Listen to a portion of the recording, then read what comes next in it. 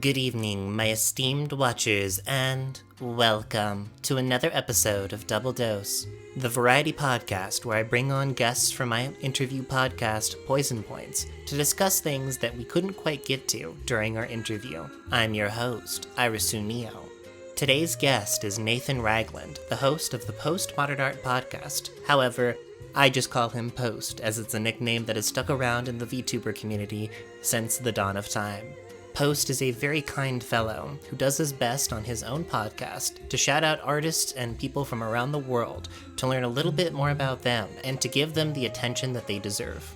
If you enjoy what Post has to say today, you can go find him on YouTube at Postmodern Art Podcast, as well as on Spotify under the same name. If you enjoy what you hear from me today, consider dropping a follow or giving this podcast a 5-star review. And if you're watching on YouTube, make sure to subscribe and give a like to the video. I know that these are awfully cliche as far as what I have right now, but I hope that I can provide you with a good experience going through with other episodes and future Poison Points. And as always, I will see you next time. Take care now. Good evening, my esteemed watchers, and welcome to another episode of Double Dose. I'm your host, Nathan Ragland. Oh wait, hold on. Oh, wait, hold on. We flipped that. Let's bring that thing back, flip it and reverse it, shall we? I'm your host, Irisu, and I have on this podcast with me today, actually, Nathan Ragland of the Postmodern Art Podcast. Hello. It is wonderful to be back here. Although I do want to know, identity theft is not a joke, Iris. All right, let's put that down on the line first and foremost. But thank you so much for the wonderful kind words. It's amazing to be back here. I definitely do have your complexion, your wonderful feathery green skin, and the nose and the mustache. I think, yeah, I could probably pass as you. I mean, I'm sure if you just get like another like coat of green paint, like just somewhere randomly, you'll blend in perfectly.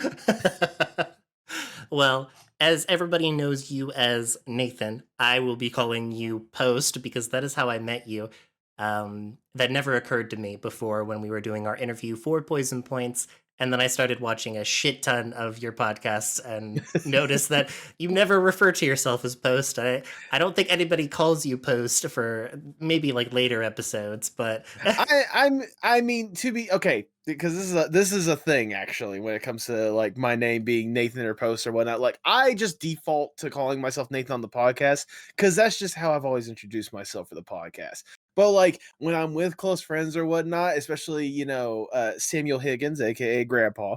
I mean, he was the one that gave me the nickname of Post in the first place because of my Discord name more than anything else. So it's like I don't care either way how people address me, whether it's Nathan or Post. I just, for me, my name is Nathan. That's how I'm going to go with the default. But also, if people call me Post and be like, yo, what's up? How's it going?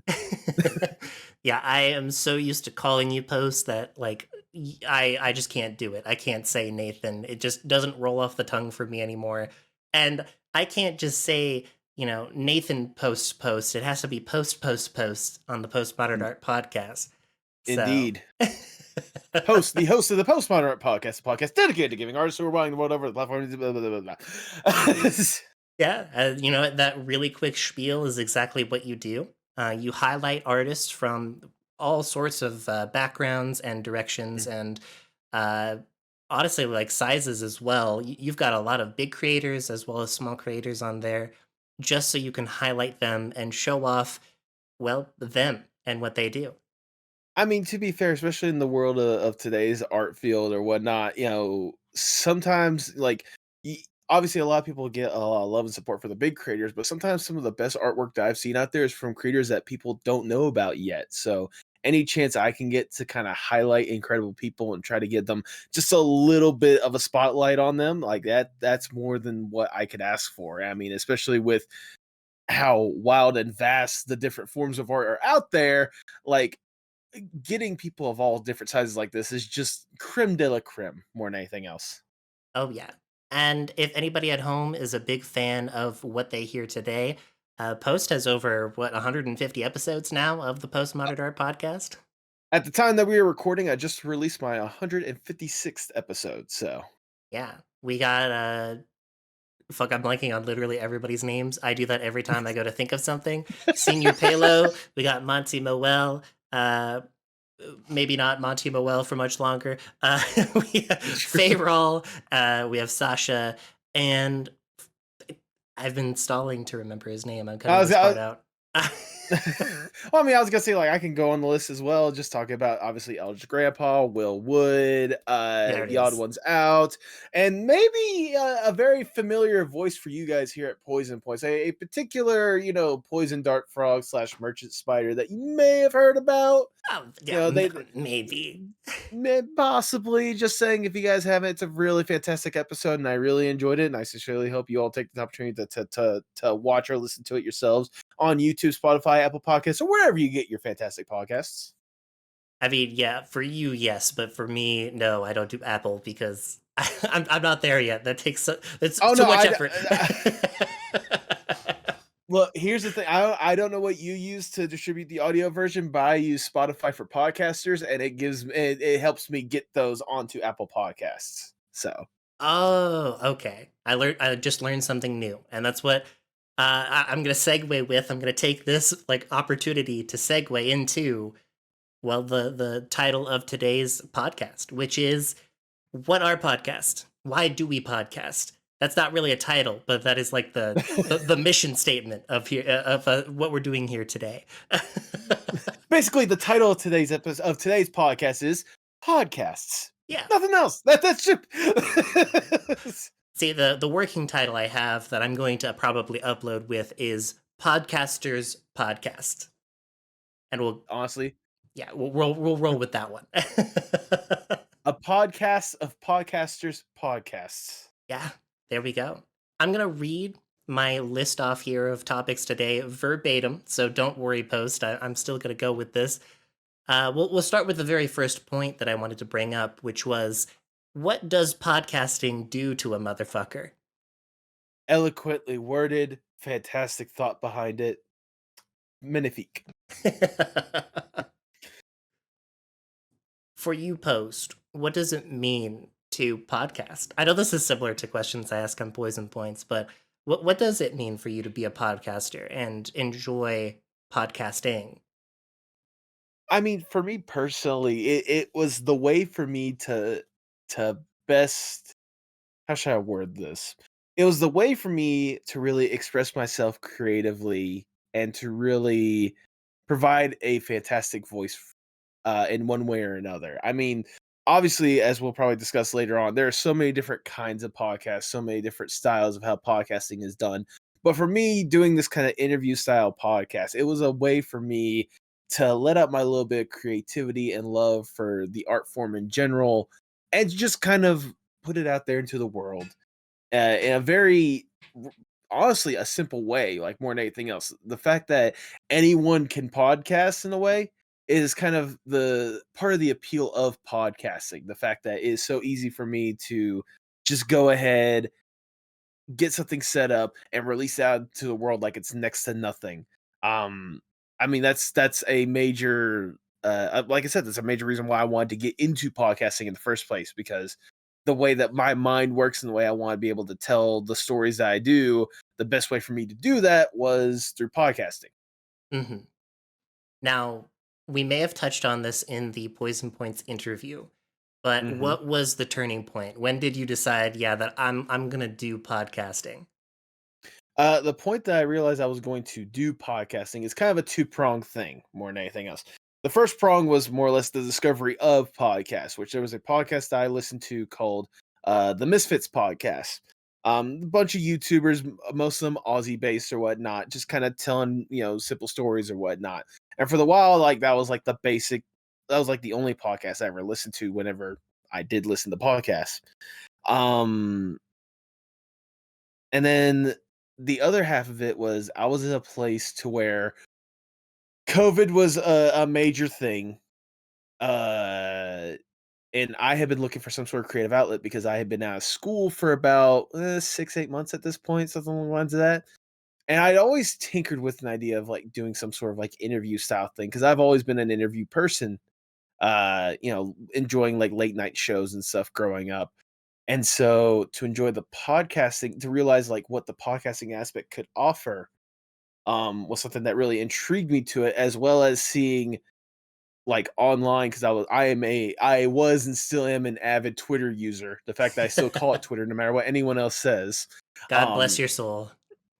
I will call it Twitter until the day I die. I do not care.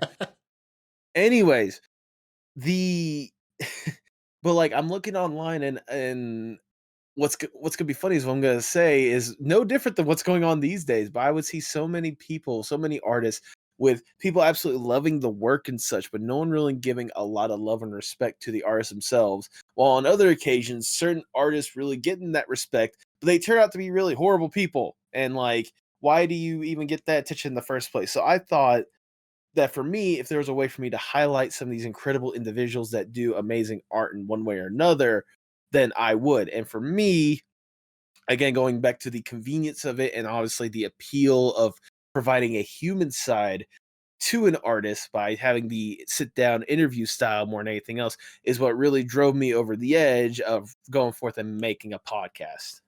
Hmm. And thus, Postmodern Art Podcast was born. Indeed, it really was. It genuinely was. It was. Now, if I may, Iris, can I flip the question on you for a quick second? What exactly drove you to podcasting? What did podcasting do to this motherfucker that I'm speaking to? So I was gonna say, this isn't an interview. This is both of us talking at the same time. So I was gonna interject. Mhm. I promise. Um, funnily enough, I knew podcasts were a thing, but I typically have a very, very hard time sitting down and listening to something that I can't see, which, Right. that is like the core of podcasting. It stems from radio talk shows. It And really does. like when you're driving, that's fine because you go in, you go out, and you get your thing. You miss a couple segments, it's whatever. But it is a commitment to watch an entire podcast. However, it was like 5 or 6 years ago. I don't remember now. A friend of mine was telling me about a podcast for D&D called The Adventure Zone. I don't know if you've ever heard of Right. it, but I've heard of the Adventure Zone. Never sat down and listened to it, but I've definitely heard of the Adventure Zone. it was something I picked up, and I hated it. Oh wow. The first episode was not very strong, but that was also because, like, even though they were experienced podcasters, they had never done anything like that before. Um, Right. However, the second episode had me absolutely hooked, and I listened to it back to back to back while I was at work, at home, about to go to sleep, on the ride on a bus, whatever. You name it, I was listening to it. And from that, I started listening to a bunch of other podcasts. I really wanted to be a super professional culinary chef. We talked about this a little bit in our interview. Indeed. Um, and I don't remember the names of the podcasts, but the author of On Food and Cooking was on there, and I'm gonna put his name up on the screen. Really famous chef, and it was like an experience to learn how to do things from people who were just chatting casually. Like they had a goal in mind, and that intrigued me. And then I put down podcasting forever. For a long time. And then I got back into it obviously recently in the last year with Poison Points. And where that journey begins is something I touched on a little bit, but as a little reminder for everybody else, um, I knew that people wanted to talk about themselves. And much like how Post was like, there are artists who do not get the attention they deserve, I noticed that there were small streamers that didn't get the attention they deserved. Some of them extremely talented. Like they've done things that you've Exactly. never could have possibly imagined before. And they're a simple like 500 follower account. They get, I don't know, 3 to 4 average viewers, stuff like that. And so that was where Poison Points was born. And from that, I am addicted and hooked, and it has changed me forever. Please send help. No, I was gonna say, you know what's so funny is kind of your story when it comes to like your actual podcast listening experience is actually very similar to mine, like podcast listening experience, because when I first like again, the only podcast I ever listened to was that Misfits podcast.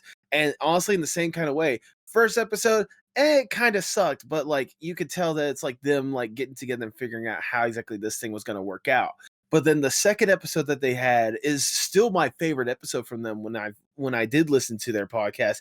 It was basically a story of them collectively going to Poland on the way to like some sort of like gaming tournament in like Germany or something like that, and having this insane experience at a strip club. It was like it was absolutely wild and absolutely hilarious as well. And like but past that, I never really listened to any other podcasts. Like my main experience when it came to like any sort of media, especially with them or whatnot, is like watching YouTube videos and such. Mm-hmm. And so it wasn't until after I started my podcast, as a matter of fact, it actually was okay. It was funny little tangent story, but it will all connect. I swear to God. Okay. Okay. Um, it started whenever I actually joined a podcast group. Now, the way that this turned out is as starting out in the podcast, obviously I wasn't getting a whole lot of viewers. So the way I was trying to do it is trying to advertise myself through other podcasts, aka trying to appear as guests on the podcast. Which, by the way, thank you, Luke, thank you, Iris, for letting me appear on this fantastic podcast once again. Of Um, course. Of course. But like Reddit was a great way for you to like go because there was even a Reddit alone just for finding guests, r/podcast guest exchange, to where people out there want to be on a podcast. I'd recommend looking on there because there people are either advertising themselves to be on podcasts or looking to be on whatever kind of podcasts they are looking for specific people or certain kinds of people to hop on their podcast, no matter how big or how small or however it may be. When I was on there, there was an advertisement for a person that was straight up being like, "Hey, I'm looking for normal people, average people. If you have a story to tell, sign up for this thing." It was for a podcast called Stranger Than Christian. Now, I think I mentioned this on Poison Point when I appeared, Mm-hmm. but for those that do not know, first off, it is not a Christianity based podcast. The host of the podcast is named Christian Carrion. Um, he was basically it was literally supposed to be similar to like just a random phone call. You hop on his podcast and for an hour you just talk about yourself however you want. I saw that like description and I'm like, this sounds interesting. This sounds like the kind of podcast that I like, or at least the kind of vibe that I want to go for my podcast. So I started listening to his podcast and instantly fell in love with it. Signed up for it and everything. And so while doing my little bit of research, I realized that he was part of a podcast network called the Apocalypse Podcast Network.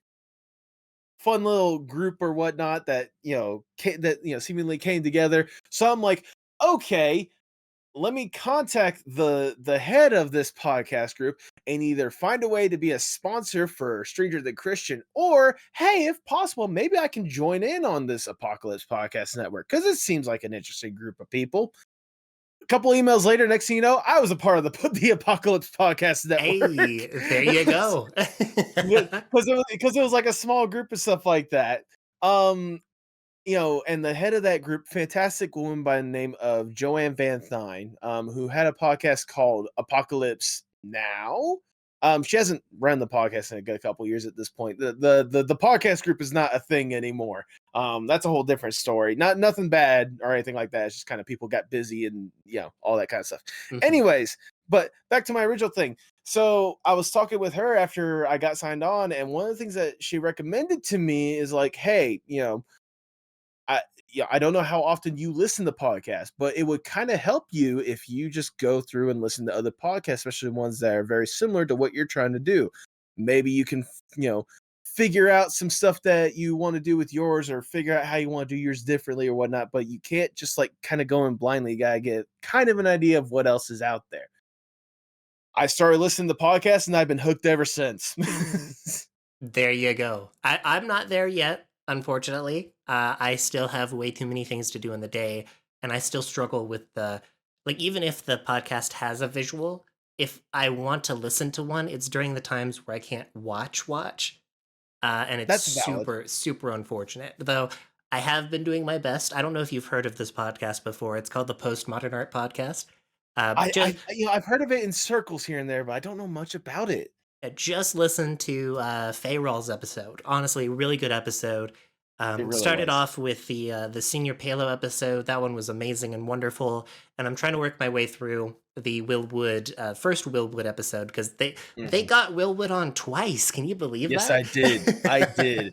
I Okay. What's funny about that one is, like, when I first had him on, I had no idea who he was. It was just my co-showrunner, Tipsy J Harts, was a huge fan of his and is like, "Hey, we need to get him on." And so I just sent the email to kinda satisfy her, and then we booked him. I'm like, "Okay, well, I guess I do gotta go through and listen to this music." "Oh, I see why you wanted me to have him on. Okay, I'm down. Let's go." Oh yeah, yeah, incredibly talented individual right there. Oh, very talented, extremely talented, too good for us sometimes, and not enough people give him a lot of love and respect. On my side of things, I don't know if I've ever mentioned this before, but you were talking about like they suggested that you listen to things that were like close and similar to what you did, to Mhm. like learn how to structure your interview, how to structure the podcast, and gotta say, you got a very strong basis to go back on. I've learned a lot from your podcast alone. Well, thank However, you. on my side of things, my only experience with podcasting, aside from what I had seen with the Adventure Zone and the food podcast, was Joe Rogan. Um, N I will hey, I will admit that there was a good couple episodes of Joe Rogan that I went to as kind of part of the research. I leaned a little bit more towards the Mark Maron, mhm. WTF with Mark Maron, because that's basically the same style of podcast, but with a much better and less problematic person. Yeah, yeah. But, I believe I mentioned at one point to somebody, I don't know who, that I based my zoom ins and all that stuff to like the split perspectives and going from one guest to the next and keeping the Right. focus on them during that was based off of Joe Rogan's application of that. But I don't think I've ever told anybody this. I have never watched more than like 30 seconds of a Joe Rogan podcast. I have only to be fair, I have only listened to 1 full episode, and that was because that was the episode with The Undertaker. That's Ah, really that is really the only episode that I've ever listened start to finish with Joe Rogan. Past that, all I've seen is just clips, for better or for worse. yeah, yeah. I have seen one with Bandit. It was somebody talking about dinosaurs, and he was very angry and drunk, and Joe Rogan was just like prodding him the entire time. I don't remember the name of it, but I'll probably go back and reference it here later. But my experience in podcasting and how I do this now was because I basically podcasted before I knew what podcasting was, because I had a YouTube channel. I was a YouTuber. And what do you do when you're a Let's Play YouTuber? You talk to yourself all day long and you make True. like 3 hour episodes that you cut up. You don't really do that with podcasting too much, but uh, that was my experience. And that's what I brought to the table with Poison Points. And you know what? I think I nailed episode one, even though you can't find it because I forgot to save the episode. And Oh, episode two was nailed. And I did save that one. I promise. I mean, I was gonna say, to be fair, I basically had, like, a very similar upbringing when it came to, like, again, listening to, like, YouTubers like that to where all they do is just basically talk whether to themselves or with the ones I really enjoyed, like talking to their buddies and stuff like that, and hmm making silly, stupid banter among one another's. Like that. The like YouTubers and podcasters are not really that far apart. That's why you see a lot of YouTubers eventually having their own podcasts on the side. Oh yeah, yeah. Game Grumps is basically a podcast. Uh, Yeah, no, straight up. yeah, I loved Game Grumps. I used to watch them all the time. I don't have any hate for them now. I just don't watch them nearly as often.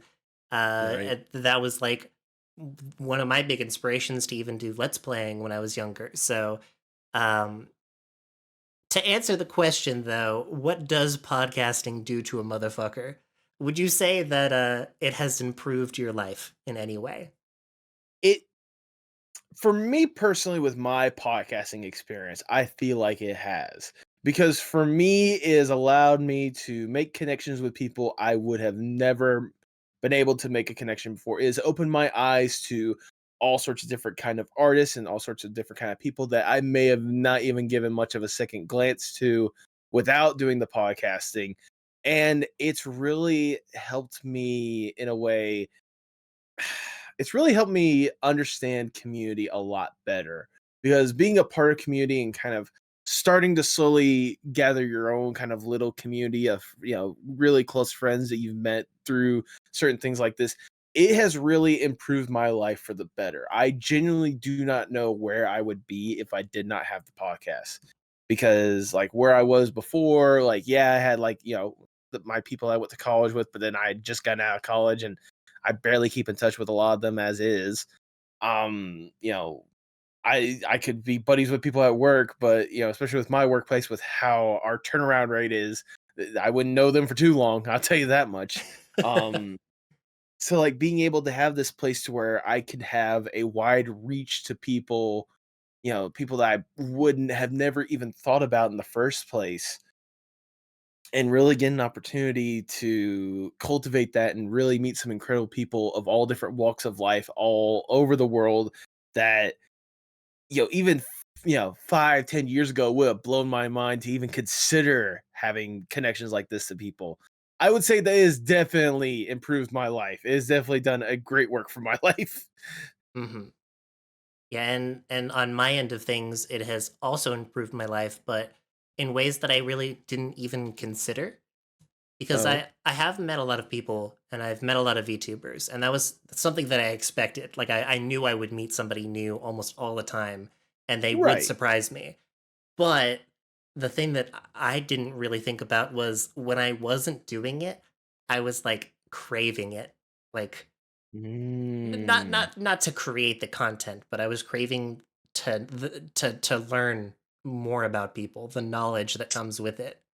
To have that little time to really connect with a person like you never really had before. Oh yeah. There is an upcoming podcast because I actually don't know when this one's going to be released. I'm not as scheduled out as Post is. He's awesome, but I have a person on Poison Points. I think it's actually coming out this week, if I'm Okay. right. He absolutely floored me. I was absolutely surprised at like how he presents himself as a streamer and what he does. And he is one of those Mhm. smaller streamers. He's got like I don't know 10 to 15 average viewers, and everything that he puts into his content is absolutely amazing. And it was a pleasure for him to drop his facade for a minute because he is a person who plays the roll up the entire stream, and very Okay. rarely does he break character. And I got to learn about him from, well, behind the mask, and it was so much fun. So as a knowledge seeker and me craving more and more of that, it just like it like fills my mind with new concepts, ideas, and uh I don't know how like much you keep in touch with the guests that you have had on, but like sometimes I'll get a message from them, they'll say thank you, and it was a pleasure to be on there, or here's a meme randomly, like I was thinking of you.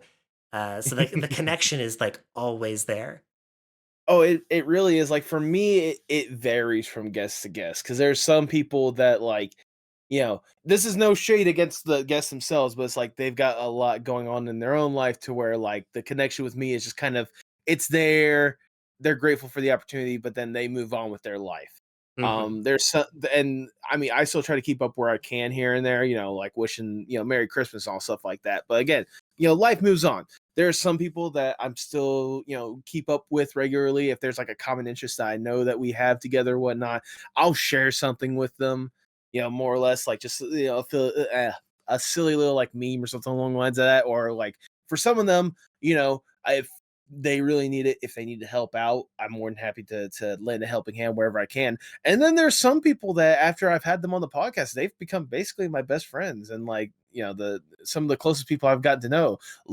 Iris, I would consider you as part of that. You've really become a close friend whenever I first appear on Poison Points, and then whenever you appeared on my podcast, like, it really, I was really grateful for you to be able to open up like you have, and I genuinely appreciate our company together. I mean, it's people such as yourself. I mean, Too Much Sasha, Eldritch Grandpa. The other friend groups like Tay Draws Ash's Art, Artsy, which is I guess that at the time that we're recording the episode just released or whatnot. I've been talking to him for like years trying to get him on the podcast. So the fact that I was able to get it, was wonderful. I mean, even the people that are helping me out with the podcast these days, Tipsy J Hearts and Aiden Arts, like those two are some of the closest friends that I have. Like they're not just helping me just to help out with the podcast. They're people that I genuinely like. They would be ride or dies. They would be the ones where if anything fucking happens to them, you better believe I'm gonna be right by their side with a bat to make sure that whatever the fuck's going on is gonna be settled. Ultra powerful green bird man. Green Muppet! Green Muppet! Well, I was gonna say, it's funny that you mentioned that up, okay? Because if I remember correctly, the model that I'm currently using right now is the model from our thumbnail for the Google Trendy episode they appeared on, if I remember correctly. So, and that one was done by a friend and former guest of the podcast, Screamin' J Fawn, who's a fantastic person on their own, but like still does phenomenal art, and I'm more than happy to like help them out or like commission them to do some fantastic thumbnails like they absolutely did with the Google Trendy episode. Oh yes, that is currently my profile picture on Discord. I love it. Oh, it's so Right? good. And I'm just going to bring this up now because it has resurfaced. A class of 3000 posted by Cartoon Network themselves. Yes. And maybe you can get in touch with Joe Horn again. Maybe. I mean, it's I'm still friends with him on Facebook. So it's certainly a thing that I can certainly reach out and maybe I can get an updated episode because I'm not gonna lie, the initial episode I did, which is episode 13, it was rough. It was rough because it was technically the first in IRL episode, but it was only IRL with me and my 4 buddies that I brought along with me. Joe was still out in I think like California or whatnot, and it's rough if you listen to the audio. I'm not gonna lie. So A redo might be in order. But I mean, regardless, like that's another cool example of like, wow, I got an opportunity to talk to someone because of this, dinky little podcast that I have. Especially at the time, it was a dinky little podcast. Like I said, this is episode 13 that we're talking about here. But yeah, like on my dinky little podcast, I got to talk to someone that had a hand in amazing cartoons, including the one that shaped my childhood. I mean, where else but podcast? Oh yeah. And hey, that brings us to my next point that I have here. What does a podcast provide? Well, I don't know. I've never heard of a prodcast. What exactly is a prodcast? No. No. What a podcast provides. Well, it depends on what you're looking for. Because podcasts, and I don't know how you would define it, or how you would describe podcasts or whatnot. But for me, podcasts are just in a way kind of expanded to YouTube videos sometimes, or like just YouTube's of a different flavor. Videos of a different flavor. Because there is such a wide range of podcasts out there that provide so many different kinds of content in one way or another. You want to keep up with the news or whatnot, there are very focused news-based podcasts based on whatever niche interest that you have. You want to hear your favorite celebrity talk, there are several incredible interview podcasts, sometimes done by your favorite celebrity themselves, that you can absolutely go and invest into. Are you interested in certain kinds of media that you'd be surprised to be discussed in any sort of form or fashion? There are several different people that take the time to review like media, music, TV, film, and such through podcast form. Do you want to hear an interesting story or a fun way of storytelling? I cannot tell you the amount of audio books or audio storytelling podcasts that are out there using the medium of podcast to tell an intriguing story. Like, I don't know about you, but for me, podcasts can provide just about any form of entertainment I could want. Yeah, when you look at it from that angle, they're literally limitless. Exactly. The lens that I always view it from is an extended portion of a radio show segment. So usually they'll dedicate like 20 to maybe even 30 minutes maximum on a talk show to their segment for that day, whether it's a repeating one or they're doing a new one for it. But with a podcast, you get so much more freedom. Typically, Mhm. they're from an hour long. What's the longest one you've seen? Like 4 hours, 5 hours? I don't know. Oh, the longest one I've seen. I I mean, I know for me personally, the longest episode that I've had of my own podcast is 3 hours, 30 minutes. I know there's ones longer though. I know there is. Yeah, and it's like long form content equivalent on YouTube, like you say. You get Yeah. so much more freedom to expand on a topic, to talk about it with people, get everybody's opinions in on it. And depending on how hard you go, you can even like take the radio show segments that they have and turn that into reality for yourself. Oh um, yeah. not necessarily copying. I don't mean that, but there is a segment on my radio show in my city, which I will not name because I don't want to dox myself. But Right. they basically go out, and one of the guys in the studio will go and pester people for not putting carts back in the cart corrals, and he'll record it so that they can take it back to the show and laugh at it. And you can do that on a podcast as well. You can take it that far if you want to. Um, just take the absolute piss out of things, and I think that's awesome. I, Maybe I'm a I was bit gonna more nefarious with my definitions, but I mean, there's certainly nothing wrong with a little bit of humor. I mean, Howard Stern was able to get away with it for so long. I mean, on his radio show. But I mean, going back to kind of your point when it comes to like long form radio shows, I mean, if you literally look at some of the old radio shows and even some of the current radio shows, like throughout the history of radio, I mean, podcasts are just essentially that, but with, a different kind of way that they're distributed in one way or another. There is a Twitch streamer that I have been paying attention to a lot lately. I'm sure you may have heard of them called Cranial Activity. I have. Um, I would say they're a fantastic person. Like he's one of the coolest people I know. But on top of that, what he'll do is like for certain streams, like he'll actually bring up like old radio broadcasts, especially ones that are like, telling a story like the like radio plays in a way. And like you like that kind of stuff is stuff that's exhibited today. One of the biggest examples I can think of that, I don't know how many people know this, is there is this podcast called Old Gods of Appalachia. It's literally just like an anthology storytelling of like different kind of eldritch horrors up in like the Appalachian Mountains. And it's really interesting how the person is able to use like sound design to create like certain effects, but also like narration and storytelling to really give you kind of a sense of like eeriness, a sense of urgency, a really truly immersive experience.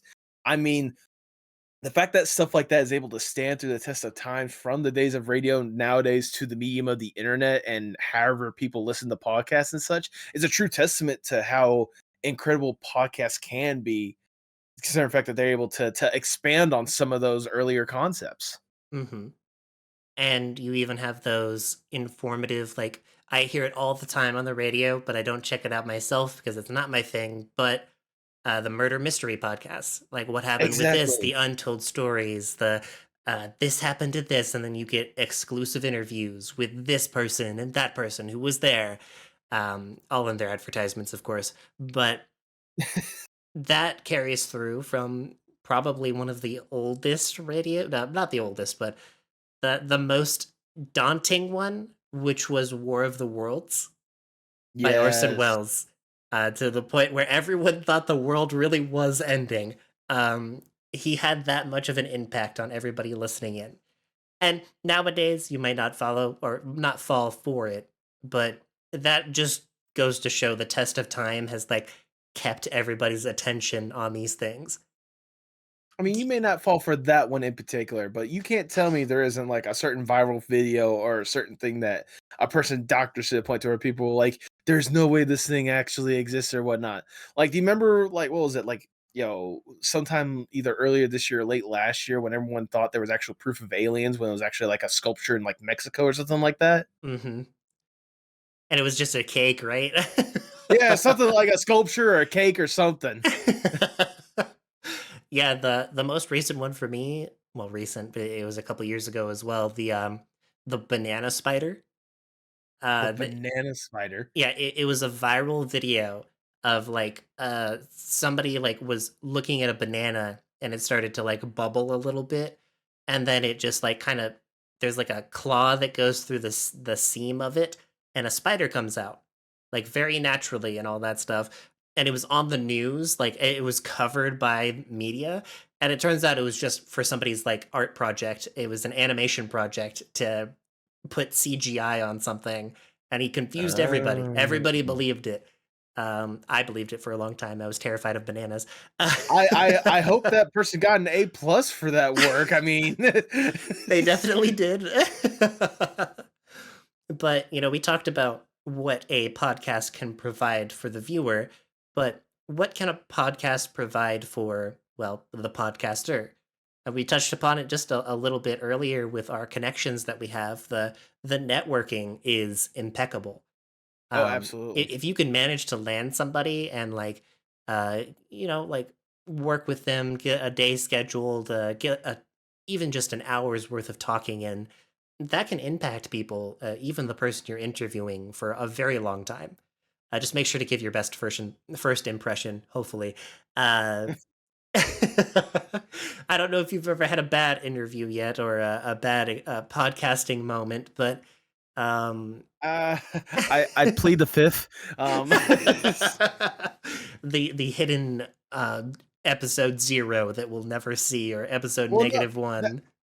that's the thing. Unless the person is problematic, every single episode that I have is up on the channel, so you can go through and you guys can make your own opinion. But that's all I'm gonna say on that matter because I don't want to, linger Yeah, on that too much.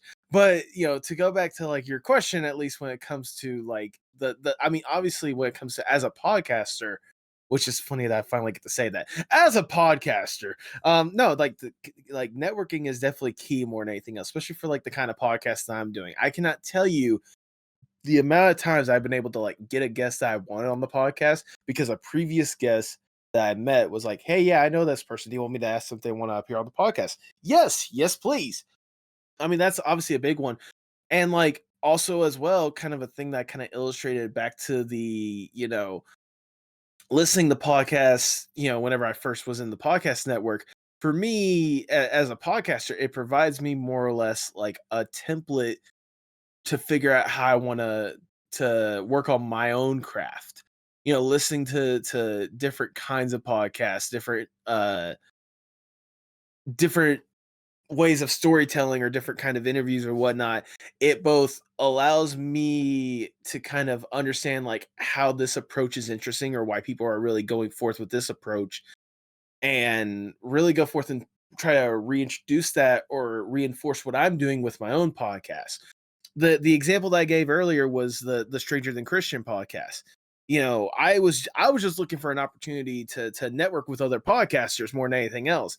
But instead, the way that Christian went forth and like really presented his own podcast, um, really really taking more of like a step back approach and like really letting the guests just go off about themselves and like the interesting questions that he would ask. It's something that I sincerely took to heart and try to reintroduce or implement that in one way or another back to my own podcast.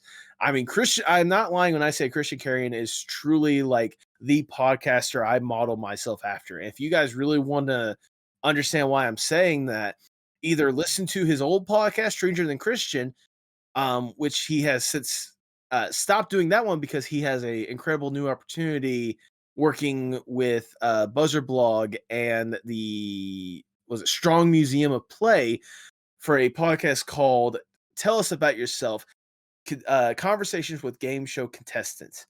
To where because he is a huge game show enthusiast, so he brings on guests of all different aspects of different game shows, different walks of life, and have them talk about like their experiences on those game shows. I mean, hell, he just at the time that we're recording, he just dropped an episode to where he got to talk to William Hung, which if you remember who he was, the classic American Idol, she bang, that person. Yeah, he brought him on his podcast to talk about the experience. And I'm telling you right now, I was genuinely surprised with the podcast because William Hung is genuinely like one of the like most pure and innocent people to talk to. Like listening to how he was talking about like his life, how he just kind of did it on a whim, kind of the struggles he's had like since then, like especially with like gambling because he was addicted to gambling for a little and it still is technically. Like it truly gives a cool human element to a person, which is a thing that I try to turn around and do to my own with my own podcast. That's what podcasting provides me, a way to look at what I'm doing and be like, okay, how can I use this to improve the podcasting experience for my own guests?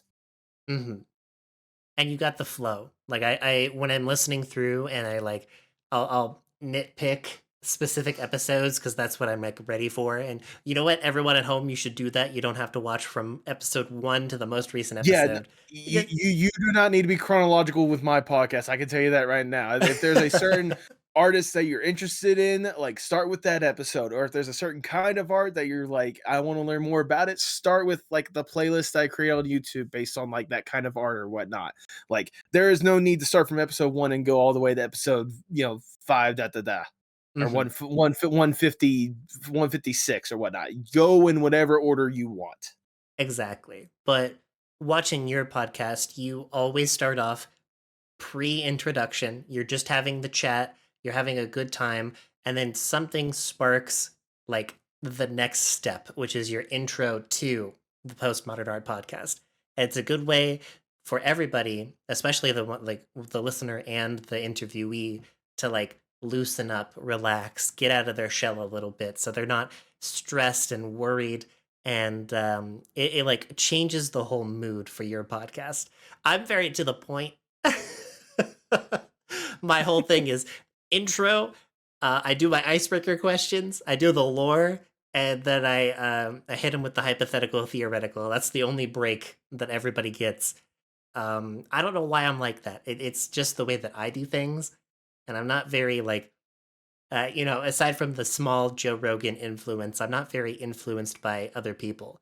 A lot of what I've done is just, yeah, I think that's right. I'm gonna go for it.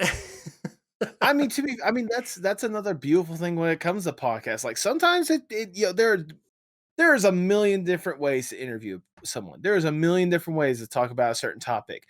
The fact that you're one of the people that's willing to showcase that unique way of how you want to talk to this person and really tell their story is a good alternative for someone that may not prefer like a Joe Rogan or a Mark Maron or someone along the lines of that, you know? Like Mhm. the way that you present Poison Points is a great way because it goes well in line with how it showcases you more than anything else. It's how you want to you have a bit of a kind of flow, routine, organization that you want to go with this thing. And there's nothing wrong with that. I mean, if it works for you, then go for it. I mean, obviously your guests certainly enjoy it. How many people have talked about how after they've been on your podcast talk about how much fun they had being on your podcast? I mean, Pretty much every single one. exactly. I at the time of recording this, it's been like 2 weeks now, but I had a guest on for Double Dose, which is this podcast here. Actually, the Mhm. last podcast for that, anyways. And it was Yomi Quinley, and I brought up a point during that podcast that I like to push people's buttons. And she didn't like necessarily disagree with that, but it's not something that she likes to do. So we sparked a conversation on that. All of this podcasting stuff for me is a way to like figure out people during our conversation and like draw out the most information from them. Sometimes I'll walk in with like no idea of what I want to ask, and I'll leave Right. having asked like 20 extra questions because I was able to like, oh, this, that, this, wait a minute, you did that. And we have a guest. Not gonna tell you exactly who they are because the episode's gonna be a while from now. Right. But they told me that they drank piss like right at the very end. Oh, lovely. And we had like a whole other 15-minute conversation about what it was like.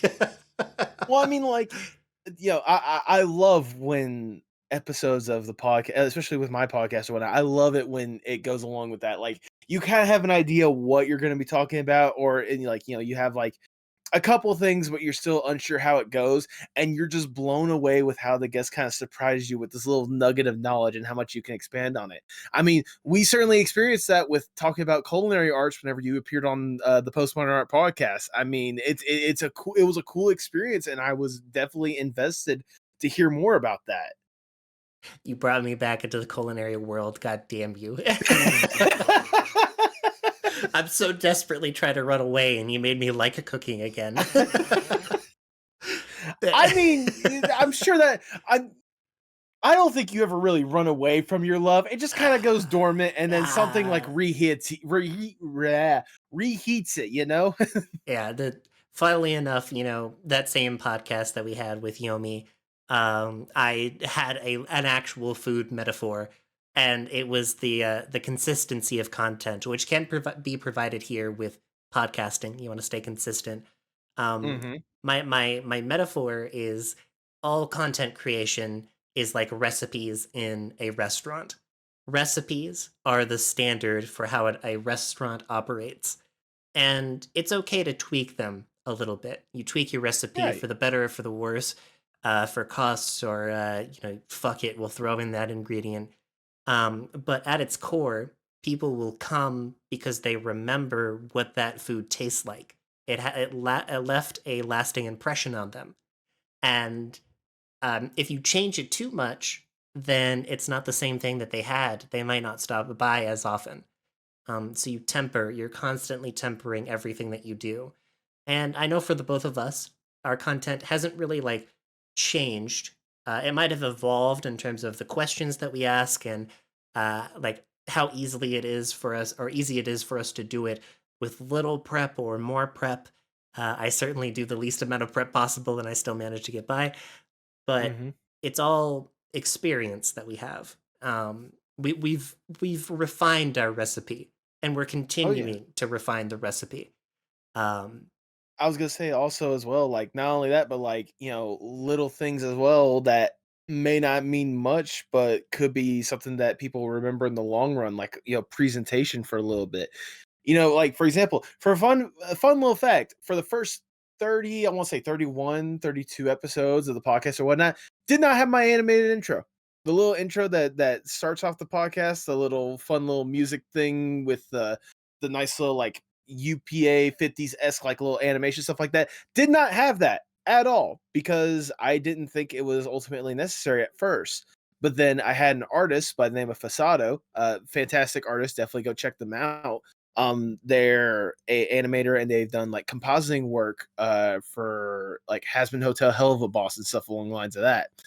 Um no, like they messaged me after four episode four with Sarah, now they go by Giga Seraph, but Sarah Fisher was like, hey, if you ever want like an animated intro for your podcast, just like let me know. And it's something I kind of had in the back of my mind, but it's like, after all, I'm like, yeah, sure, you know what, if you have an idea, let me know, let's see how it goes with this.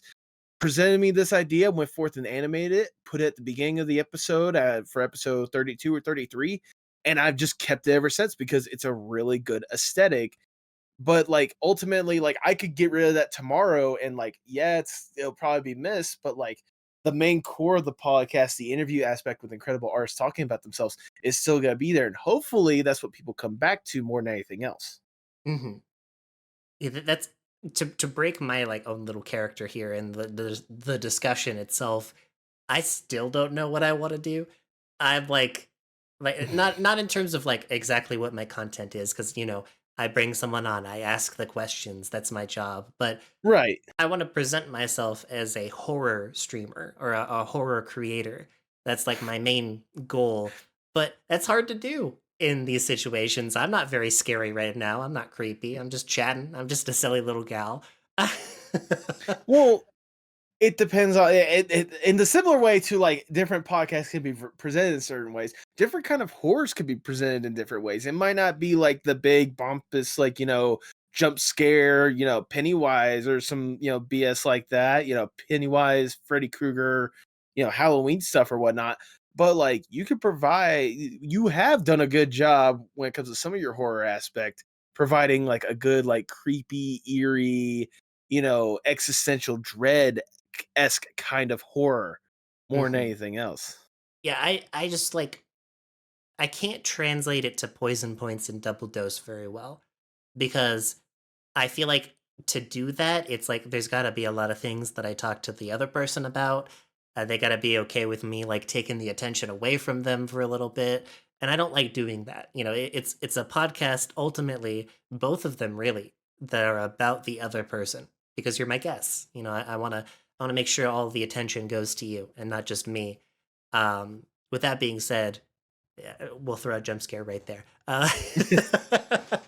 I was literally gonna say like just something lead up to it. Like, that actually leads me wonderfully to my next point. Jump scare right here. Yeah, yeah, there However you you go. want to edit that down.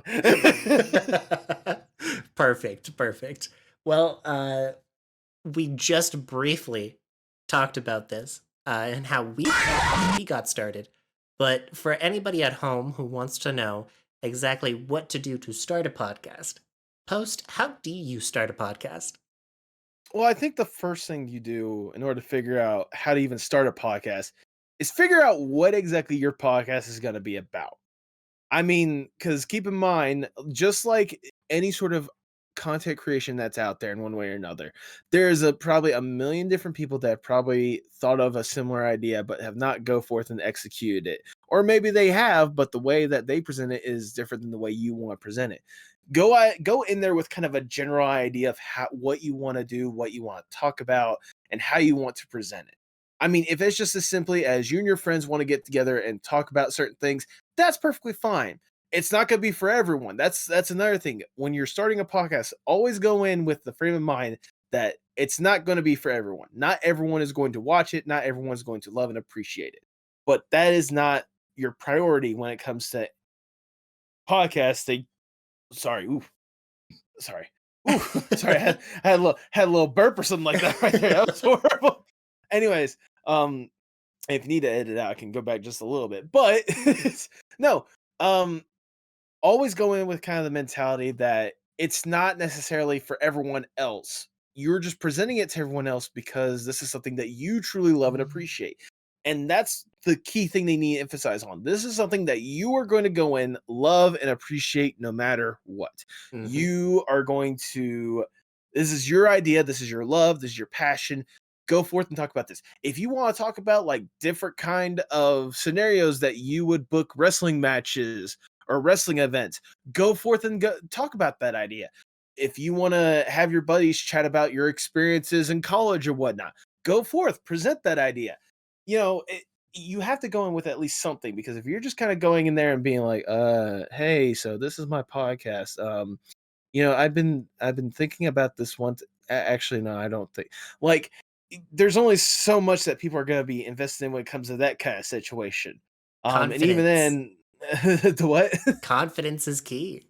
Confidence definitely is key more than anything else when it comes to this kind of stuff, but especially for a love of this kind of content. There was another podcast that I listened to a while back. I forget exactly who the guest was, but it was an episode of the Wildcast. If anyone wants to go and listen, it was like the longest episode they ever presented or whatnot. But this guy was a content creator, helped out with like streamers and stuff like that, and also had like his own podcast or whatnot.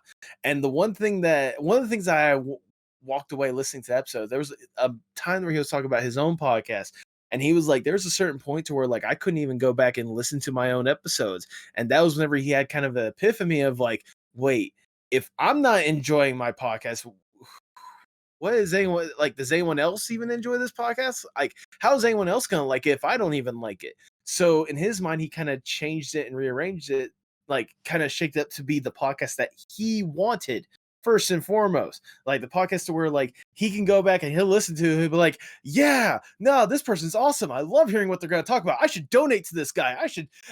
I should give subs to this person more than anything else. Who is this handsome person right here? Like, you got to have that kind of love going into it more than anything else. And this is going to be kind of an obvious point, but it's also surprising more than anything else. When you're starting a podcast, and I mean this in the best way possible, at least go in with some decent audio equipment. Because keep in mind, the people that are going to be listening to this podcast are going to be listening to you. They're going to be listening to your voice. And if you don't have that great of a microphone right off the bat, people are going to be turning it off almost instantly. There are Hmm. some podcasts that I was intrigued because, oh, they're talking about this kind of thing. Or, oh, this looks very intriguing. And I turn it on and there's so much static with a person's voice and like it sounds really rough or whatnot. And I just could not listen to it past like 5 minutes. Um, I'm not saying you have to go out there and pay for some $500 microphone with all the wires, stuff like that. Just get a basic USB microphone. My first microphone that I bought for the podcast, I think it only cost me like $50. It was FEAT technology. They've Hmm. got some really good USB microphones. A couple years ago I upgraded to a Samsung G Track Pro, $100 USB microphone, and it has lasted me well for years at this point. I'm not saying you have to go forth and have state of the art audio equipment, but at least make sure that people can listen to you and your quality is good enough to where people will want to listen to you no matter what you have to talk about. Hmm. Um, and another thing when it comes to how you even start a podcast is figure out how you're gonna present your podcast to the world, not just your presentation, but literally the actual episode itself, the actual content itself. YouTube is a very easy, valuable way to present out there. And even then, YouTube is starting to roll out like podcast functionalities, like through their like YouTube music app, I think, or something along the lines of that. I believe To so, where, yeah. yeah, they like they've presented stuff out there. But there's also literal podcast hosting websites that you can go to, upload your podcast to it, and it will distribute it to all the different kind of podcast sites, such as a Spotify, Apple Podcast, Stitcher when that was a thing, ones that you may not have even heard about beforehand or whatnot. I personally use it was initially called Anchor, but it rebranded to Spotify for podcasters. That's what I've been using for years. And all I gotta do is make sure that the audio when I upload it there is under like a certain amount of like it won't accept anything over I think 250 megabytes or something like that. I think. I can't remember off the top of my head, but I gotta make sure it's under like a certain size before I upload on there, and it just takes care of the rest. Now, I would recommend personally, hey, look around and see what other free ones are out there because Spotify for podcasters, as good as it is, I feel like there's better ones out there. I know there's buddies that have used stuff like I think Libsyn, Libsyn. I've heard, obviously they distribute their podcast through there, so it's doing decently or whatnot. You just like take the time to do a little bit of research and figure out like podcast hosting platforms and figure out what works for your budget because the part of the reason why I use Spotify for podcasters is because it's free, Yep. first and foremost. But there are some other podcasting, hosting platforms or whatnot. They're really good. They also cost money. Yeah, to even put your stuff out there, and maybe there's a chance that they'll show it off to other people. Maybe. Yeah, exactly. Exactly. Like we'll try hard to get it on this platform, but there's no guarantee. Like I don't think any of my podcasts are on Amazon. I could be wrong, but I don't think my podcast is up on like any Amazon platform. Mhm. So, Are you ready for my controversial, like, first point I want to make for this? oh, let's get spicy up in this piece. Let's go. Be at least a little well versed in how you speak. Yes. I know that we all do this. We all have this tick. It takes a lot of skill to get rid of the ums and the uhs and the likes and the silence. But if you start every sentence with and you just don't know what you're going to say next, of course you could edit that out. Whatever, fuck it. Yeah. But have something.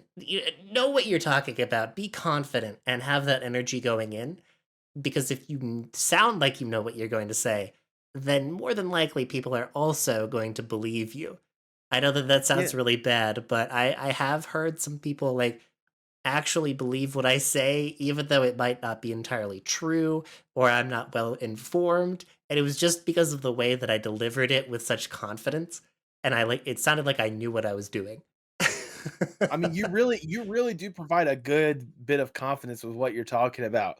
I mean, in contrast, look, there are times where I struggle with likes and ums and repeating myself, stuttering or whatnot. It like my mom has pointed out to me several times when she listens back to the podcast. And like, I'm sorry, but it's just how I naturally speak. It's just how I'm comfortable with it because I'm not trying to provide my podcast in a very like professional-esque stance. It's more I've always said to my guests that it's supposed to be like a calm, cool, casual conversation. And for me, the likes and the ums, they just happen naturally. That's just how I normally am. But that being said, I don't go into a podcast fully blind. I make sure to have like a little notepad with at least talking points on it more than anything else. Because the pilot episode that I did, I went in with no points whatsoever, and I struggled mightily throughout the entire thing. But that's also why it was the pilot episode. It was me figuring out what the fuck I was doing. And here you are today. I always like whenever I am listening to your podcast, I can hear you pull up the notebook sometimes, or like I know that in that moment you've pulled it up to ask your question, and it's like, okay, yeah, Post knows exactly what he's going for here. Oh, yeah, absolutely. it, I it, mean, sorry, go it on. just needs to be said that we are human. We have to Yeah, like I do this all the time. I just did it. I did it twice in a row. The I we it just happens. You have to think, you have brain processes happening. You sometimes you don't even know what you're saying. It just comes out that fast, and that's okay. There is a certain what's the word? Like an enjoyment to be had listening to a podcast where you're exuding that energy. Same thing goes for your guests. Like your guests might not even have that thought process at all. They're stuttering all over the place, but they're having a great time. exactly. And another point that I want to go back on a little bit when it comes to like, what do you do when starting off a podcast or whatnot? I kind of illustrated this already, but as well as having an idea what exactly you want to talk about, more than anything else, also figure out like how you want to present your podcast, especially Hmm. like, for example, Iris, look at the set that we are currently surrounding. You have obviously provided a really cool atmosphere for a really good conversation that you would see on shows that you may have mentioned before. Like, it's a very good vibe in that way. With the way that I present my podcast, the kind of branding that I have with it, you could tell that it's like a very art forward kind with some of the art aesthetics that I present with my podcast, like the colorful logo that I have or the fun little animated sequence that you see before when an episode starts. Figure out that kind of branding that you want to go forth with it, because if you have a either lack of or a clash of styles when it comes to how you want to present your podcast, it's going to be really hard for people to latch on what exactly you're going to be doing. Hmm. Exactly. And I think to tie it all off together in like, there's hundreds of points that we could go over, but I think the best way to tie it off is with the simple stuff. Uh, Mhm. the way that you start with podcasting: microphone, OBS, Mhm. maybe a webcam, Audacity, some form of editing software if you even care about that. Some people just full on go for it, and I commend that. They just upload it raw, and then the place that you upload it to. And that's really all Yeah. you need. And of course, a topic, you have something to talk about. But if your passion is barreling through and it like shows in the show, then I think that that is a great start. And again, I want to preface this: we've all had our episode 0, our pilot episode. We've had moments even during like later episodes where things just didn't feel right, which actually I want to talk about you with in like Ooh. a point here later. But it happens. If you make a mistake, you try and you try and you try again, and you just enjoy it. That's all it takes to be a successful podcaster. Mhm. As long as people see right from the start, at least the passion and love that you truly have for this craft, everything else that you need is just gonna fall into place, and it'll work itself out in the end. But you gotta make sure that you at least have a basic plan going into making a podcast. Mm-hmm. It not just a you wake up and turn on the microphone and you start talking. Although if you're like really seasoned, I guess you could do that. But take your I mean, day. yeah, I was the best. Okay, the best people that are able to do that kind of stuff, just wake up and talk about whatever they are, is either people that really know each other really well, or I mean, that's really or celebrities at this point, because it's some of the most. I hate to admit it, but some of the most successful podcasts out there are hosted by celebrities that got their success elsewhere. Mm-hmm. I hate to admit that it makes me kind of like, come on, at the end of the day sometimes. But you know what? Hey, I still listen to those kind of podcasts as well. Like I said, one of my favorite podcasts is WTF with Mark Maron. And listen to him, who is a celebrity in his own right, a famous stand-up comedian, getting into movies as of late or whatnot, bringing on famous people of all different walks of life and talking to them about just whatever the fuck they want to talk about. Yeah, and that's honestly like all it takes. They did get their success from other places, like you said, and it just kind of like they pulled it in, but they are successful for a reason. They're Oh good yeah, at what they do. absolutely. They're great talkers. They deliver things well. They have a very good grasp on their lives sometimes. Um, Relatively. yeah, for the most part, enough to perform. And again, I wouldn't like compare yourself to somebody else fully. This Right. goes. It's the same thing with being a streamer, content creator. You take inspiration from other people. God damn it, you're making me go to a fucking cooking allegory and metaphor again. Just go for it. Go for it. I told this to somebody one time, and because they really, really were like, I want to be like the next Gordon Ramsay. I want to be just as good as my dad was. And I told Mm. them that with everything in life, especially being a cook, you will never be your dad. You will never be Gordon Ramsay. You are the best aspects of your dad and Gordon Ramsay. You've taken the things that you enjoy and that resonate with you and discarded the things you don't like. And there you are. You have immediately created something new. Um, don't aim to be somebody you're not. Aim to be your name here. Aim to Yeah. be the next big post, Nathan Ragland, the next big Irisu, Neovitrium. There you go. I mean, I was gonna say, like, no, like, straight up, like, that's something that I definitely kept with me when I was like really getting invested in podcasts for podcasting purposes, not podcasts for entertainment purposes.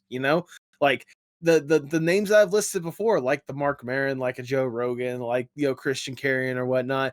Like, I admired them and I may have taken pieces from them, but I was also like, they obviously have worked on their craft and they're doing their own thing. I'm here to do my own thing and present it the way I want to, the way that I feel the most comfortable doing.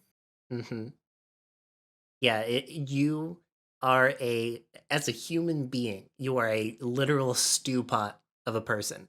You Mhm. you put in ingredients into yourself that you would want to taste. And it sounds weird. We've treaded into vor territory immediately, but you get the point. You didn't have to bring it up like I'm that. sorry. It always happens. I can't get it out of my system for some reason. It's just who I am. But it Well, maybe if you that stop eating it and boring it, it would be out of your system. hey, you know what they say. You are what you eat. I'm so sorry. I don't remember eating disappointment this morning. I'm joking. I'm joking. All right, okay, bringing it all back in. I want to talk Right. about. I have this every single time. By the way, this happens to me. I have to learn how to change this. I always end the conversation or my points on like a negative point because I'm like, oh, let's talk about the nice stuff first, and then get all the sad stuff at the end. With your bad moments, like, Mhm. can you describe the ones that you're able to talk about? In that moment you were thinking when you had like a terrible episode, or like you like went into an episode with not as much energy as you wanted to have or usually have. See, the second point is so much more easier to talk about than the first point more than anything else. I will talk about the first point. Like when there's a moment to where I can tell that I'm just not clicking with a guess or whatnot, it's just one of those like I have that kind of mentality of like, all right, well, let's just try to wrap this thing up slowly but surely because like whether I don't think they're interested in the conversation like I thought they were going to be, or it's one of those like they've taken like way too much time talking about a certain point that I didn't that it kind of just taken the energy out of an episode. Like, I'll talk about this. And I'm gonna be super nice about it, but it's also an experience that was not really pleasurable to me. But the episode is still a good episode in my opinion. Okay. The episode was that long episode that I was talking about, the three and a Mhm. half hour long episode with Charles and Billis. Now, again, I personally felt like what he was talking about was really great. Like he was talking about like his experience like first getting into animation, especially in the 80s when everything was very, like a lot of people still crown that as some of the golden era of cartoons, like to this day or whatnot. And like him talking about, certain aspects of it and, you know, talking about like his experience with like video games, really being able to have a hand in such games such as Crash Bandicoot, Spyro the Dragon, Jack and Daxter. Like it was a really cool experience. But also like I could tell that kind of the way he was talking about it and like the way he was just like wanting to go through like every little detail or whatnot and like go through like his exact emotions and the this and that and this and that and this and that. Like it just got to a point to where like I was just emotionally drained from the conversation because it felt less about like a chat about his art and more of a chat about like his view on the industry both at the time and now. Mhm. Which there's nothing against that, there's nothing wrong with talking about that, but also like after a certain point it's just got to like we get the point that you're getting at. That's not what we brought you on here for. Like I didn't expect it to be all sunshine and rainbows, but like especially whenever I start that conversation at 8 p.m. and it goes all the way past midnight. Like it just gets to a certain point where I'm like, okay, let's just get through, let's wrap it up. Like if an interview is bad, if an interview is bad, I hate to admit it, but like I'll skip some of the questions, like the later on questions, like just because I want to try to like wrap it up. And I Mhm. mean, and like I hate doing that. I genuinely do, like because it, that's not, I will say that's not always the case. Sometimes it's just a factor of okay, well, we need to, it's always a time thing more than anything else.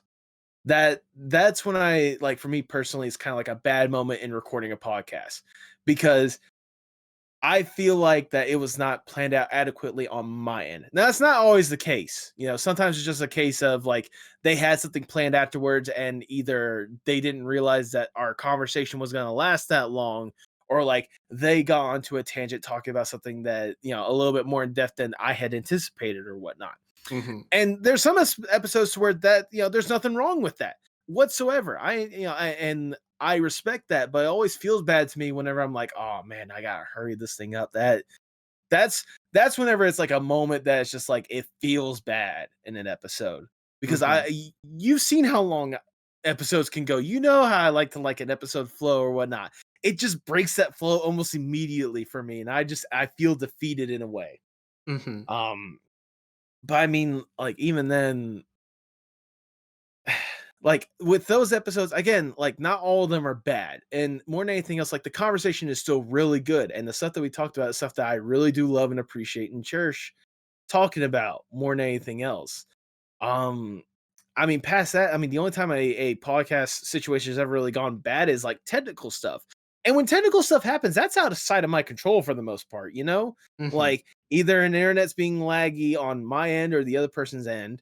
And like we just have to, reconvene and figure it out for a certain point. I've had to re-record a couple episodes because the audio was fucked up on my end for some reason to where like it made the other person's audio like super super soft in the recording, but also like really staticky and like barely able to listen to. I think it was because my computer needed like an update or something like that, Mhm. you know? But like you work around it one way or another because obviously if it's a horrible episode, I've always had that mentality. If it is truly a horrible episode, I would not present it in the first place. Yep. And and like that's kind of why I haven't that's part of the reason why I like to present all my episodes, all my interviews, because even if I don't think the episode is great, or if I don't think that I got enough out of the person, I also got to keep in mind that it's not always about me. I know I said earlier that like, it's for me first and foremost. But like, especially with the guests that I bring on the podcast or whatnot, like the people that like this artist want to see the conversation about them. So I'm like, okay, here you go. I may not go back and listen to this episode, but that's just how I personally prefer it. Yeah, yeah. And with like the cut question thing, with you cutting questions to make it a little bit shorter, I don't think that's a bad thing because no one would ever know that you cut those questions. So Right. Unless they listen to like every single episode and they know what questions to expect from me, they wouldn't notice generally. Oh my god, he didn't ask the question of being on the island and what piece of media you would have. No, That's no, that's the that first question, question. that it's usually one of the later ones. I'll reveal my secret. It's usually one of the later ones, especially about like either the Mr. Moneybags question or the where do you hope to see yourself 5 to 10 years from now. Yep. Those questions are so easy to cut out, but I usually try to leave in at least the very very final question of how important is art not just for you but for the world as a whole. Mhm. On my side of things, you know how it's been. I've done most of my poison points live. I've done most of my double doses live. So it's impossible to cut things out. It just happens, and that's what I have to live with. But I have had some pretty bad episodes. Mm, I will name two, but I won't name any others because I haven't chatted with these people about it, those other people, and I don't want them to think that they had a bad episode or I had a bad time, because it's usually always me. It's always my fault in that situation, because I didn't take control and I wasn't like driving as well as I could. Or okay. in the first case of my first bad episode, even though it turned out awesome, was my episode with Soulstone. Um, I just got off a very late shift. I was working like overtime, and I got home and I hit the live button with Soul, and he was chatting with me. And all of a sudden, I started like fading out and like barely managing to stay like snap back in right at the very end of a sentence to add my next piece of dialogue, and I just kept falling asleep during the interview. Nobody noticed. Wow. Ben didn't notice, but I told him later, obviously because I felt awful. I felt really Right. shitty because it was his moment, but he told me he didn't even notice. Nobody else noticed it happen. He appreciated that I was open and honest with him. So it ended up working out in the end. But that was like 100% on me moment. Never gonna happen again. I'm chugging coffee before every interview if I'm exhausted. Um, I had when I first started off doing podcasts, I made the mistake of drinking an energy drink before an episode or whatnot. Um, for you, I understand. For me, I was just like way too jittery. I could tell, so I would at least like calm it down with either like just regular water or like one of these like sparkling ice plus caffeine, or maybe even like a cup of gamer subs or something. yeah, you're just sitting there like fidgeting and you're like going back and forth. No, legit, I am. Like that's what I was just like super buzzed and like I could tell, especially with the way that I was talking or whatnot, that my talking was a little bit more sped up and like hard to understand at times. Hmm.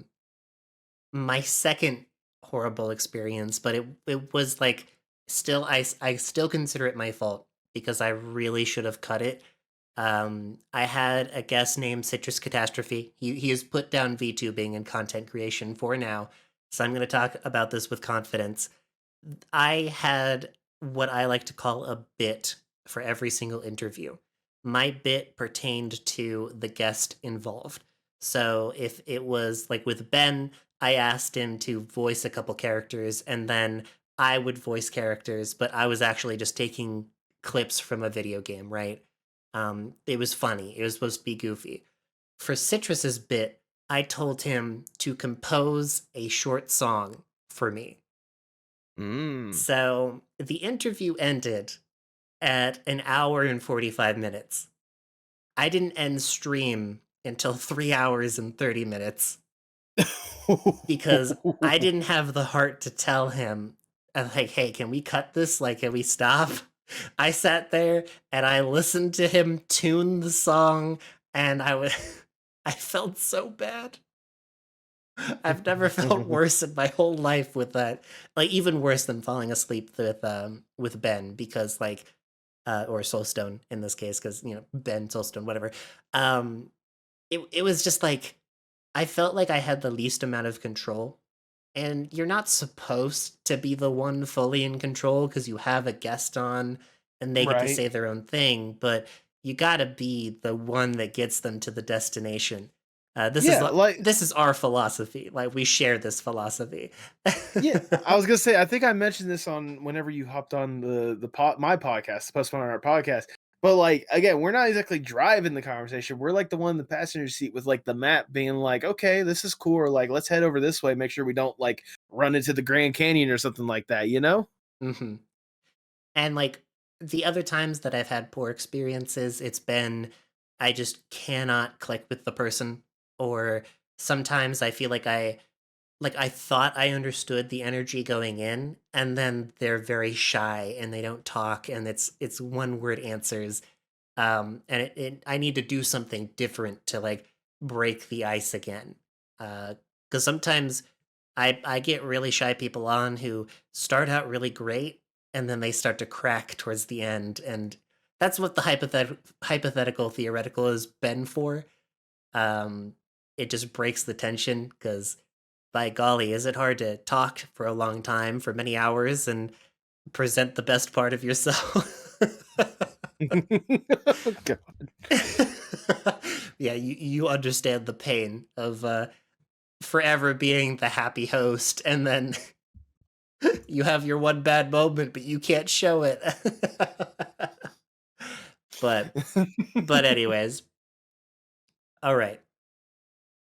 Do you have any talking points post that you wanted to go over? Because this is largely a me dominated conversation.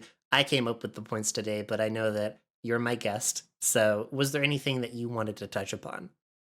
I mean, well, something I did want to at least touch upon when it comes to you more than anything Oh, else, and oh I can give no. you my little experience as well. But like, ever since you've gotten into podcasting yourself, how much have you grown to really love and appreciate podcasts as well, or like the different kinds of podcasts that are out there? Like, how has being in podcasts kind of reshaped your thinking about podcasts?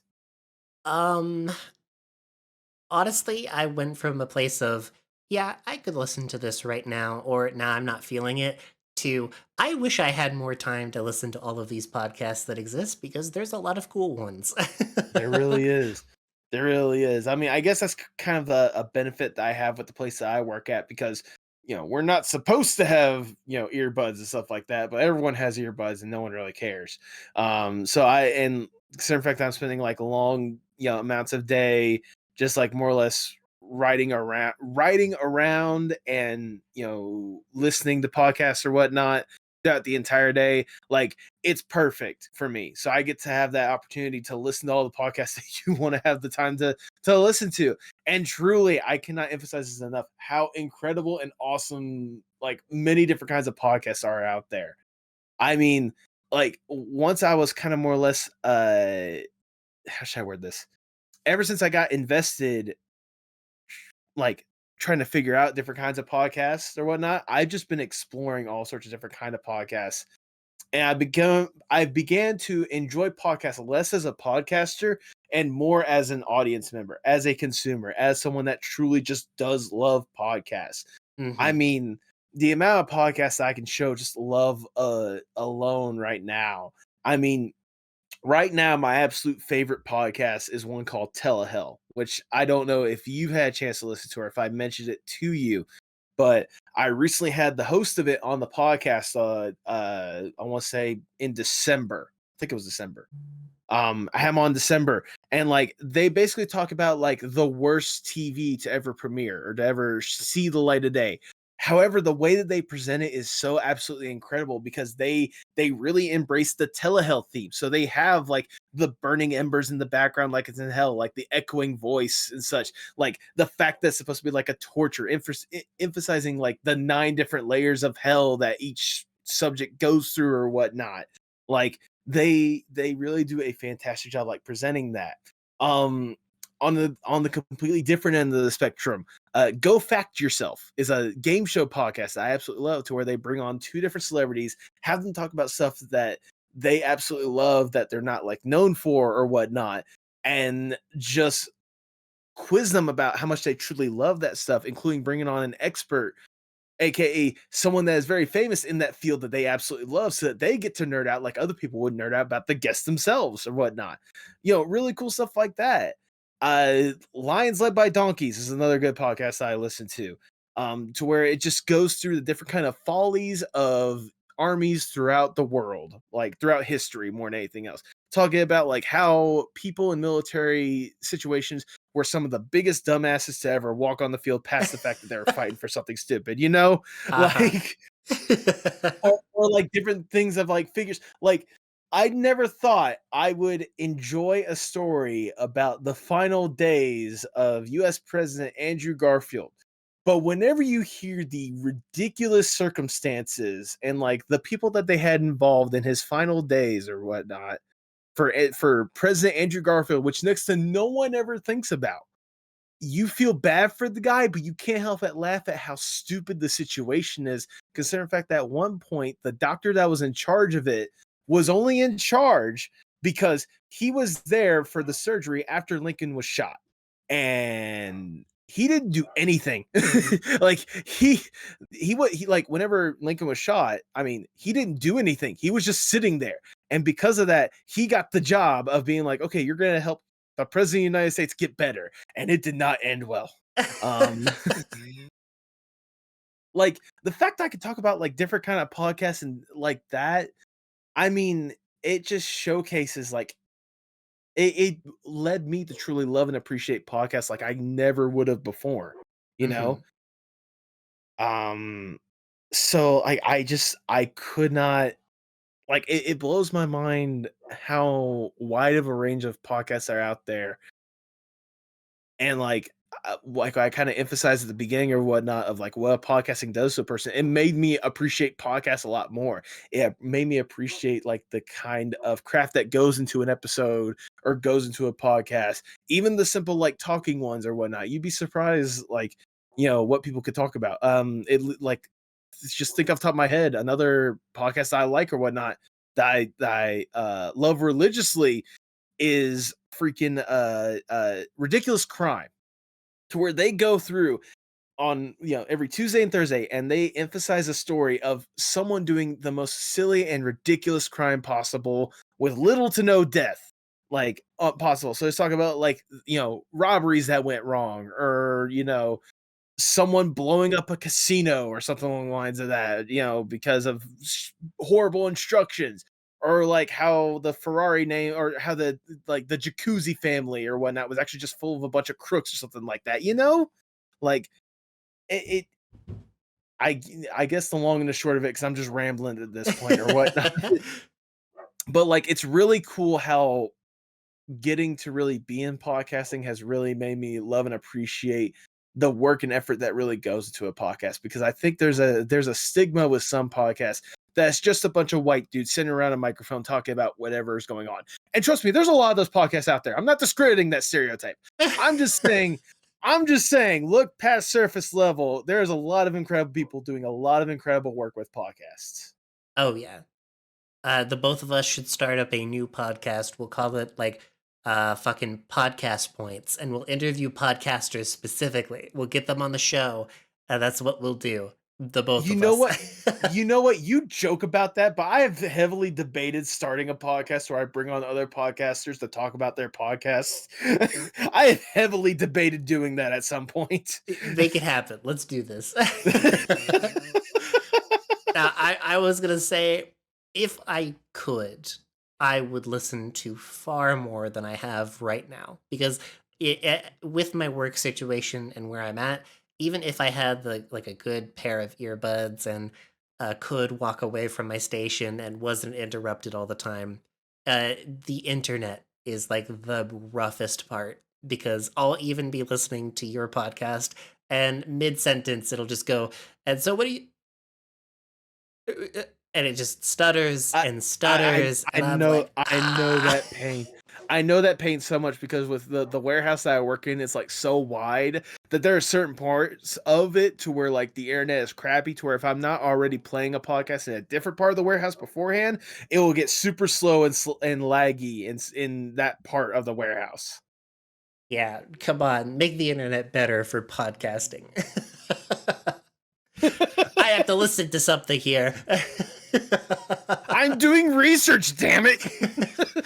I mean, podcasts are that form of content. I actually talked about this with somebody the other day, funnily enough, where the entertainment is the education, or as some people would say, the edutainment. Um, Yeah, I get what they're getting at. But yeah, no, honestly, yeah, I agree with that statement. Yeah, it's like even if it is something that like classically you might find boring if it was presented in a different medium, just having a bunch of people around a table nerding out about it like seriously changes your perspective on a situation. And that alone is I think one of those things that makes podcasts really cool. Um I don't know. That's my 2 cents. And us talking about the different kind of podcasts or whatnot, it leads me to one more question I want to ask you, and I'll give my answer as well. Okay. Let's say for some reason you could not do another episode of Poison Points or Double Dose. I'm sorry, but for whatever reason possible, like that's not possible. Mr. But Moneybags bought my show and I can't do another episode. but you still can do a podcast, but cannot be on VTubers like you had it before. Basically, like if you had to make another kind of podcast, what podcast would you have made? Fuck. The thing is this whole time I've been thinking about that. Like, man, what if I made another podcast? I have that thought so much. I think that's another like podcaster struggle. Like we get so caught up in what we're doing in our podcast, and we're thinking like what if we change it up and did like a different kind of podcast? Yeah, because like Poison Point's the interview one. It's the niche. But Double Dose is the variety one, so it hits so many different points, but it doesn't have a niche because it's just interview two, Electric Boogaloo. Um, Essentially, yeah. if I could, I don't know how well thought this would be or how focused I could make it. It would be fun to like do something like a couch podcast ish where we go on and we talk about like something random throughout the week that happened. Like some casually delivered news, if that makes sense. Okay, so kind of like it's just a casual podcast, but like with the purpose of talking about a specific thing that happened, no matter how either like normal the news is or how silly the news may be. Yeah. So like you know how Moist Critical or Charlie has his podcast where it's kind of that concept where they have a Right. bunch of different topics, they all give their 2 cents and then they move on. Like it's the next point after that. Um that's kind of what it would be like. It would either be that or like a nostalgia like music from video games from our childhood that we talk about and how it impacted us. Ooh, that's interesting. That's a good one. That's a good idea. See, I don't know, this might like age a bunch of people, but technically Undertale shaped my childhood and I'm 26. So I mean, to be fair, I'm 27, so I get that mentality. it is wild going back to Undertale nowadays and listening to the music from that game and just Mhm. like how insanely detailed it is, but like on a first playthrough, you're like, this is only awesome to me. But you don't hear the notes that Toby Fox put in, the different character for every single measure that goes into a boss fight theme. Like it is there was so much that he put into the game that you can only appreciate years later when you've thought about it and you've grown with it. And that could be a podcast of its own, you know? It really could be. I wouldn't be surprised if there's like some sort of podcast already out there about like nostalgic video game music or whatnot. But I mean, I could be wrong. We'll call it music points. You and the points branding, huh? No. If I was going to do another name, I don't have a name for either of these yet, but it would have to be the same 2 letters to start the words. So, because I have double dose, so DD, I have poison points, so I have PP. I actually have a game show that is going to be, well, as of recording, it should be out. Ooh. It's called Happy Hour, so HH.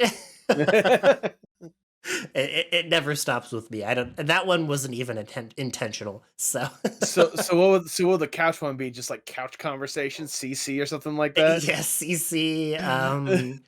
But we'll get back on the music one. I can't think of a good one at the moment. Nostalgic notes. Oh yeah, you know what? That's a good one. I like that. Just make sure I get some royalties if you do make that thing. NN inspired by Post. There you go. Wait, no. NN by Nathan Ragland. There we go. There you go. And what about you, Post? What would your like tertiary or, well, I guess secondary in this case, is your Google Trendy technically a podcast? It's just a game show. I mean, yes, but I consider that more of a game show thing. But Okay. there is a podcast idea that I have been slacking on making a reality for the longest time. It's a silly mockumentary style, like true story, like Hollywood true story kind of thing, because like we all hear like the like the true Hollywood story or whatnot, like this person came from humble beginnings and grew up to wild fame and fortune, but that wild fame and fortune turned to be their downfall before they made like a redemption or something along the lines of that. And like what I really wanted to emphasize was like the rises and the falls of like this fake celebrity or whatnot. So for some reason in my mind, when I think of rising and falling and rising and falling, I thought of a wacky waving inflatable arm flailing 2-man. So I want to make the true Hollywood story of how the wacky waving inflatable arm flailing 2-man became the celebrity we all know and love today, from humble beginnings to the highest of highs to the lowest of lows and everything in between. So presenting it in a way where if you weren't paying attention too closely, it would sound like this was a real person. Exactly. Yes. I got you. Like going with like the true like fully edited style, like bringing in like other actors or whatnot and having them bring like testimonials about like their experience or whatnot, work, talk with the person that's gonna be like this, this was the father or whatnot, or like the best friend growing up, the agent that discovered this piece of fabric on the map, like really go all in with how serious this could sound, but at the same time we're talking about a fucking wacky waving inflatable arm flailing 2-man. That is the joke of it, taking it super seriously about something so ridiculous. And there I was, just a young broad, and from the corner of my eye I spotted him. He was waggling around like a dummy. But the moment that our eyes met, my heart was captured. And this childhood sweetheart would really take our wonderful hero to brand new heights like never before. I increased the size of his air pressure. Okay, I'm definitely gotta keep you in mind if I actually go for it, because that's something I genuinely want to make. Like, I've got ideas for like certain kinds of episodes, certain gags or whatnot. Like, one of the downfalls of being in Hollywood is obviously being exposed to the culture, especially the drugs. But like for our 2-man, the drug for him would be helium. So because it really makes him feel higher like never before. So with that, I specifically have a gag to where the person I want to play like the father, the 2-man, like this is like a normal average person for again a piece of plastic or whatnot. I want to bring in someone with like a super deep voice. I have a very particular person in mind that I'm very good friends with or whatnot.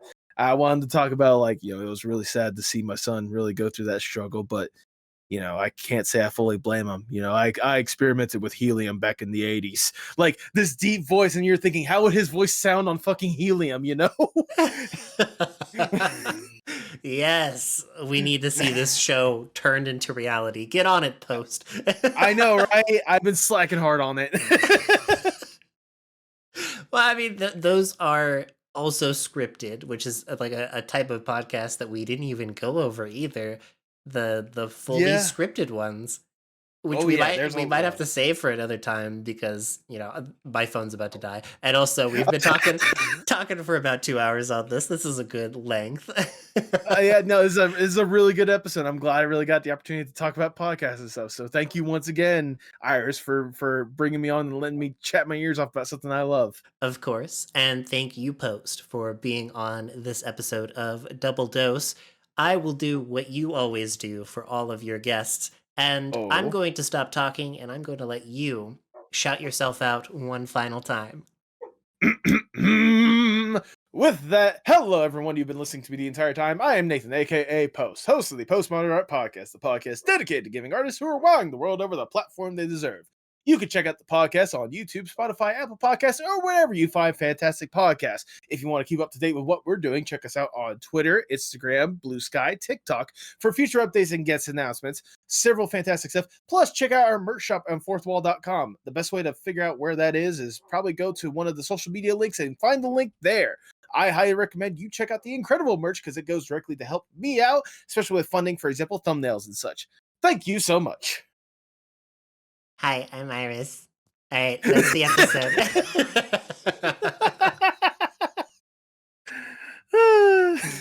And with all of that being said, I will see everybody at home next time. Take care now. Goodbye, stay, everybody. stay poisoned, my friends. Yeah, stay poisoned. Maybe point, even. Definitely point.